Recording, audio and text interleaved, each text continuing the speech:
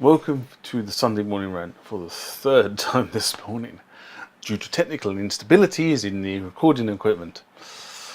Hopefully this time it is going to work, and if it's not, the next one you'll see will be the same for the fourth time, but hey ho. It is Sunday morning for once. It is also a Sunday rather than a Monday, which I did last week. We are back in the studio recording, which is great. I think I said once before that when I decided to take the studio to pieces to move things around, I didn't really realise just the pure effect that was going to have on putting it back together again. It also hasn't helped, and I've said this before on the channel, that I've been ill. Christmas came and went. I've been ill again. And I've also been dealing with a very, very nasty divorce, which I might add is not my doing. My ex-partner refuses, point blankly, to accept anything that is put on paper in front of her, and therefore is driving everybody completely round the bend, including probably her solicitor as well. But we're not here to talk about that. What we are here to talk about is cases. So why do I want to talk about cases this week? Now you have to bear with me, because for whatever reason at the moment I am struggling a little bit with the lighting in the studio, and I'm not quite sure why. I have moved the camera slightly from where the camera used to sit, and it seems to be causing a problem with the light over here. I wonder if I just turn that away a bit. That might be better. So when I'm in the studio recording, I have two lights, and they are professional studio lights. I say professional studio lights, they're cheapy knockoff professional studio lights. I've got one here, which gives me a soft glow to my left, and I have one over here, which gives me a soft glow to my right. However, the one over here at the moment is giving me sort of like a shiny head. It's not giving me a halo, which I have had in the past, but it's giving me a shiny head. Anyway, back to why are we here. We're talking about cases today. And the reason I bring this up is that over the last year, or last 2017, I restored 4 keyboards, and they had various things wrong with them. So I did 2 U20s. Okay, one of those U20s really had nothing wrong with it apart from the fact that the case was a bit cracked, and the way that Roland put that keyboard together was the end caps and then various other bits of the U20 were separate panels, and I was able to source the separate panels on eBay and replace them, so the U20 now looks in reasonable condition, and that one has gone off to a friend. The other one effectively had a defunct the tack switches, which are the things that sit underneath these buttons. They weren't working particularly well, so I replaced those, and I replaced a couple of the jacks on the soundboard. And again, that one is now with a friend of mine who is delighted with it. And I say delighted with it because they've come round, and both of them have come round and pinched my stock of SN cards that goes with the U20. So I'm rather short of SN cards at the moment because they're using them for various projects they've got going on. The other keyboard that I actually did a series on last year, which was restoring the T1. And the T1 was a combination of things needed doing. The screen needed replacing, all the tack switches needed replacing, there were quite a few dry joints on the audio board, and there was an issue with the with the joystick, which I didn't actually, can't see that because it's off camera, but there was an issue with the joystick, which I didn't actually do a piece about on camera because it came to light afterwards, and I just took the thing to pieces. It was a 5-minute fix, but I fixed it, so that's now back to rude health. The only thing that's outstanding on that, to complete that restoration, I really want to complete the restoration, is to do with the end panels. So, you know, if I turn around like this and you look at my Kronos, it's got these nice wooden end panels on it, okay? And what I thought about doing with the T1 is, because the end panels on the T1 have been knocked and bashed a bit, what I thought we would do with the N1 was, I thought we would take the old wood, well, wood effect, and I'll explain that in a minute, end panels off, and I get some nice hardwood end panels made up for it, put those on, and then that would complete the restoration. And the reason why I said wood effect, because it does look like it's wood, but it's not really wood. What it is, it's like and I don't know what it's called. It's sort of a paper or a wood mache, if you like. So what they do is they put all the fragments of wood from the effectively the floor of a wood shop or a sawmill, and they put it in with some resin, and then they put it into a mold, and they put a lot of pressure on it, and it sets hard, and then you can then use that effectively as a sort of a wooden composite for making things out of. And what Korg did was they got the end panels made out of that material, which is quite actually a strong material if I'm brutally honest, and then they put like a vinyl laminate over the top of it, which has the wood effect. Now on the T1, that's been knocked and bashed, which is, you know, normally the sort of the end of the keyboard is that's where things do get bashed, if there's things are going to get bashed, because people walk into them, and I'm the clumsy klotz who walks into quite a lot of my keyboards, just because I'm not looking at where I'm going, or I'm talking to somebody when I do it, so, you know, they get damaged. So what I thought I would do is get nice hardwood panels made up for those, and I've really struggled with that. I really have struggled.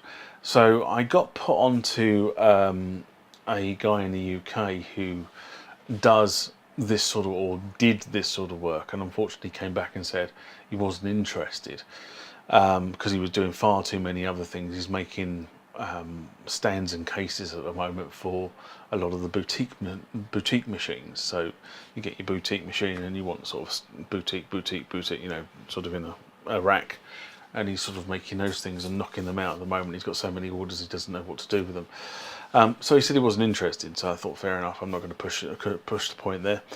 But what I am looking for is I'm looking for somebody who might do that sort of work, make up the end panels for me out of hardwood.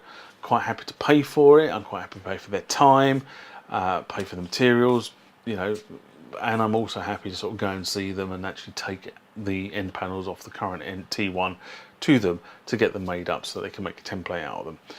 Quite happy to do all that work, and if you then want to flog the services to other T1 owners, because I'm sure quite a few T1 owners in the UK would quite willingly pay to have nice hardwood ends put on there, because actually the T1 is quite a nice piece of furniture, apart from the fact it's a very powerful synthesizer. Anyway, digress. So if anybody out there in YouTube land and watches this channel knows of anybody who can do that sort of work, and they're based in the UK, preferably somewhere in the south of the UK, because I don't really want to drive hundreds of miles, but I will do, maybe they could just drop me a PM on the channel, and I'll get the details. So anyway, so that was the T1. I didn't have to do any real case repair to the front of it. And then I came to the A80. Now the A80 that I bought last year, I have done some restoration work on it. I haven't fully restored it yet. I just ran out of time last year, if I'm brutally honest. It is currently sitting in its case there. And it will be coming out in the next week or so because of something else that I'm doing, which I will be doing a video about, but I haven't fully restored the A80 yet. Now when the A80 came to me, it had been, somebody had put gaffer tape on it. Now from my perspective, I didn't mind too much because I didn't pay an awful lot of money for the A80. You know, a good A80 is about £500–600 in the UK at the moment. I paid nowhere near that. All right, I paid a fraction of that price, so it didn't matter to me the case wasn't in tip-top condition, as long as the functionality of the keyboard was working, and the keyboard functionality works beautifully. It's the case that is potentially the problem there. Now I was quite lucky that gaffer tape, when it goes hard, because it's like a resin embedded into that fabric, when it goes hard, I mean it goes absolutely rock hard. You know, it's like chiseling stone. And there are several techniques of getting that sort of stuff off, and the one I tend to use with that sort of material is WD-40. You know, spray some WD-40, let it work, let it resonate, rub it, spray it again, and it's a very laborious process, but it will eventually break the tape and glue down and allow you to lift it. Which I managed to do, and I've managed to clean that keyboard up. Now you can tell there was something there because the coloration of the area where the gaffer tape was is slightly different, but you wouldn't notice that from a distance. Okay, so that's the great thing about it. It's come up all right. Now there was some gaffer tape on the back over one of the sockets. Now I've managed to also remove that without damaging the writing that was on the keyboard. And then I was very, very impressed with myself that I managed to do that, actually, because I thought that the writing around where this gaffer tape was going to obviously come off at the same time, but it didn't, so that's all well and good. I'm just going to adjust this light again, point it away from me a bit further. Right, let's see if that does the trick. So I managed to do that. The issue, though, it sort of brings us on to something which is about, you know, cases being damaged for one reason or another. Now I've got this light playing up. I'm not going to get into that. Anyway, here is an extreme example of a case being defecated. You know, I'm sorry, but people who deface keyboard cases really should be shot. You know, these things, we should be preserving these things, not consigning them to the scrap heap. Now, in that particular photograph, whoever has got hold of it now has gone and got a dynamo machine. Do you remember these things? I mean, I can remember them when I was a kid. They came with like a plastic tape, and you pressed very hard onto the plastic tape, and it made an indentation, and the force of raising the indentation actually stretched the tape itself, which changed it from a whatever colour it was to a white, and you could read the lettering on it, and the lettering was raised to the touch, which I suppose was good for people who couldn't read very well, as in sight impaired, I mean by that. However, we don't use those anymore because those dyno machines, I think, have died a long time ago, because we now all have these dynamo machines that print things out onto labels which are not raised anymore, but you could do the same thing, I suppose, which is like that. Now, when you've got a keyboard that looks like that, what do you do? Well, that's a very good question. What do you do? Now, personally, I think that keyboard probably needs to be taken to an it needs to be taken to pieces, taken to an automotive body shop, sandblasted back to metal, because it obviously is metal, and then resprayed with a nice matte black finish, and then it would look superb. The problem is, how do you then get, without doing something like this guy's done, which is putting these dynamo labels on, how do you get the words and scales and everything that is screen printed onto one of these things? So what I mean by screen printed is all this stuff here would be screen printed onto the keyboard at manufacturer.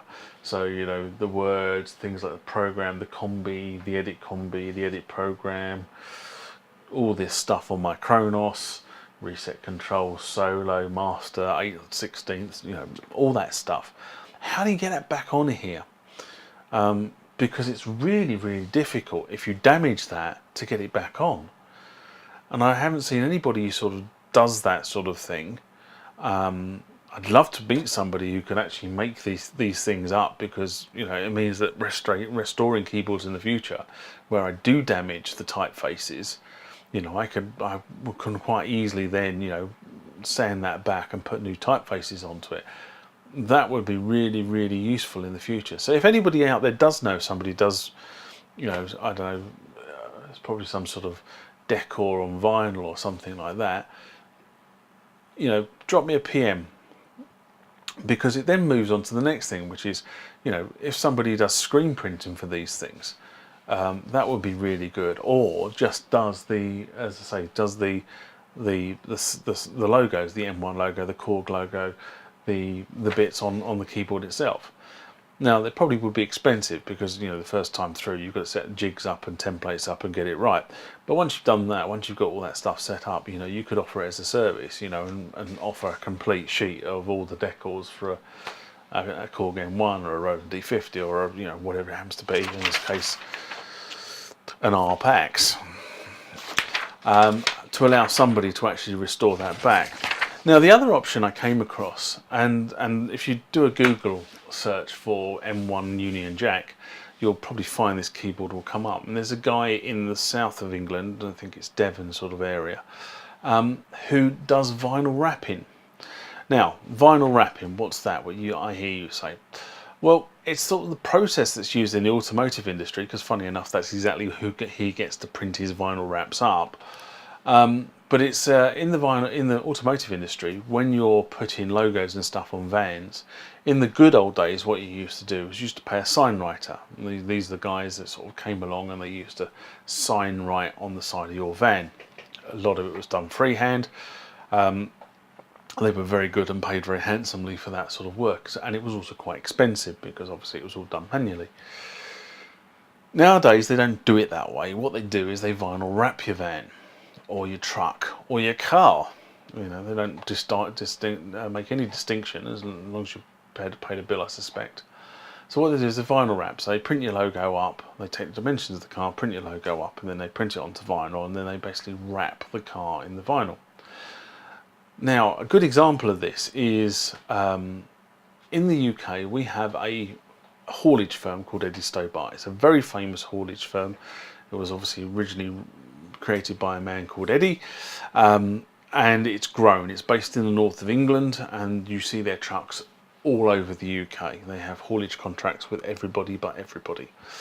And their trucks are renowned because, number one, their trucks are all named after women.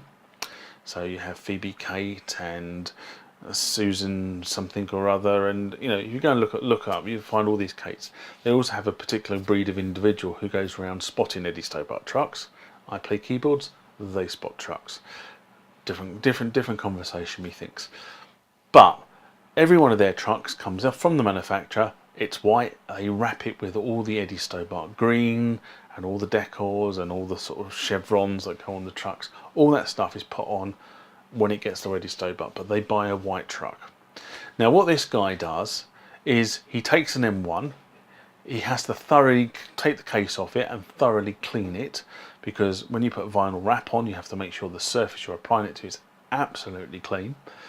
So he washes it and cleans it, and then he basically has the vinyl printed up with the M1 logos and all the decors that go around, all the buttons and switches and what have you, and then basically he wraps the keyboard in the vinyl, then cuts all the holes out and then puts it all back together with all the buttons through the right holes, etc., and job done.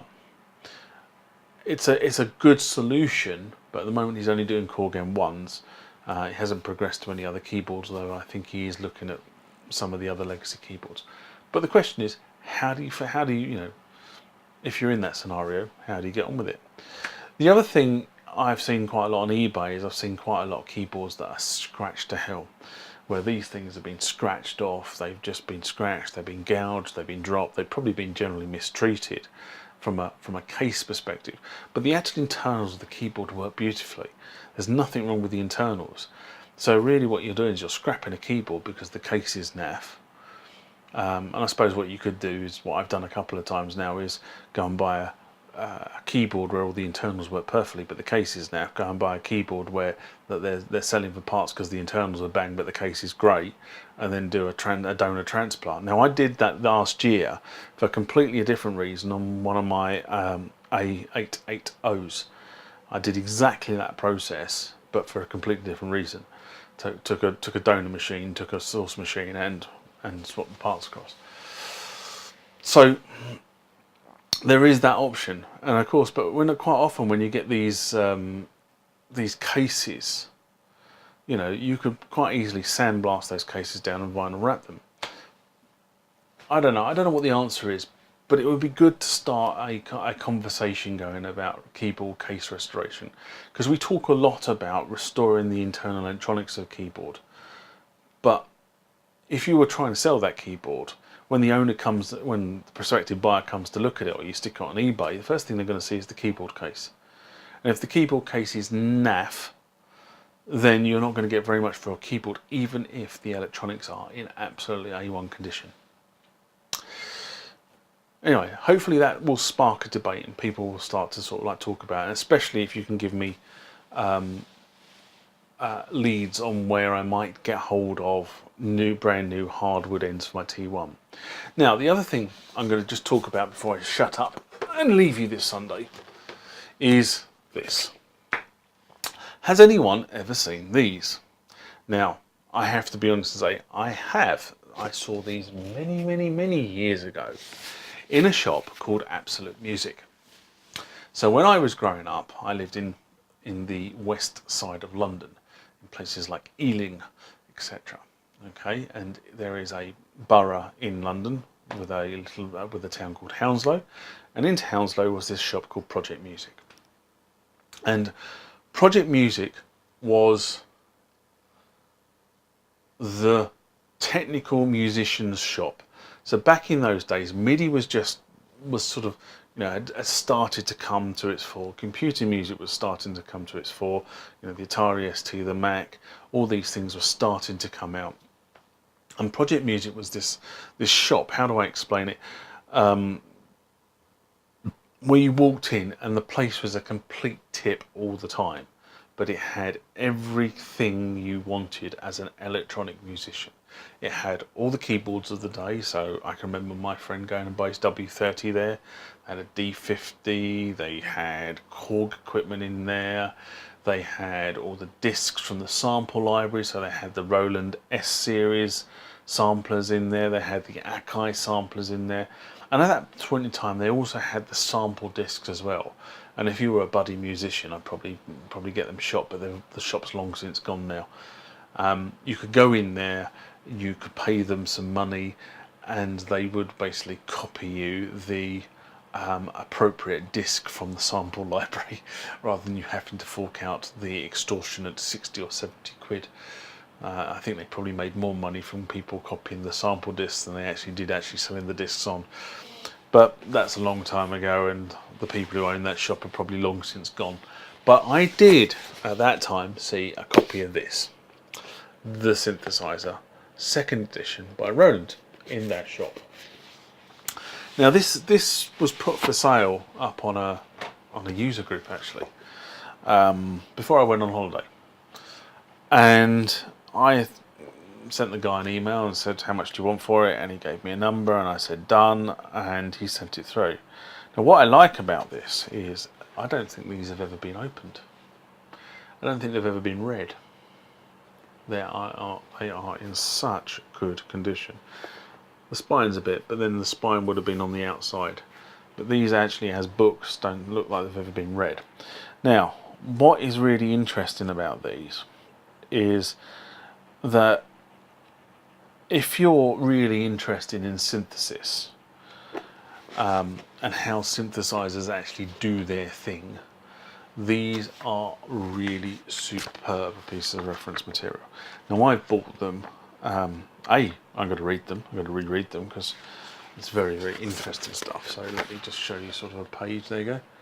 See, that's the sort of stuff it gives you. It tells you how to actually construct bits, how to do drum tracks, how VCO, VFCs work. Obviously it's aimed at the Roland technology of the time, so I'm not quite sure when these were actually published. Let's have a look, see if it's got a published date in here. Let's try the front.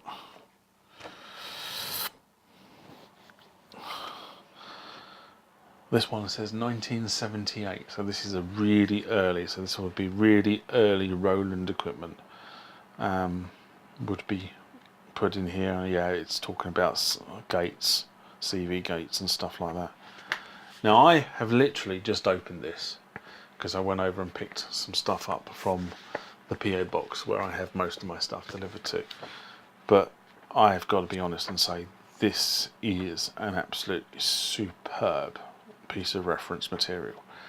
And I am absolutely stacked to the guy who wanted to sell it, because obviously I wanted to buy it. So anyway, there are 4 books in this thing. So the first one is A Foundation for Electronic Music. The second one is called Practical Synthesis for Electronic Music. The third one is Practical Synthesis for Electronic Music, Volume 2.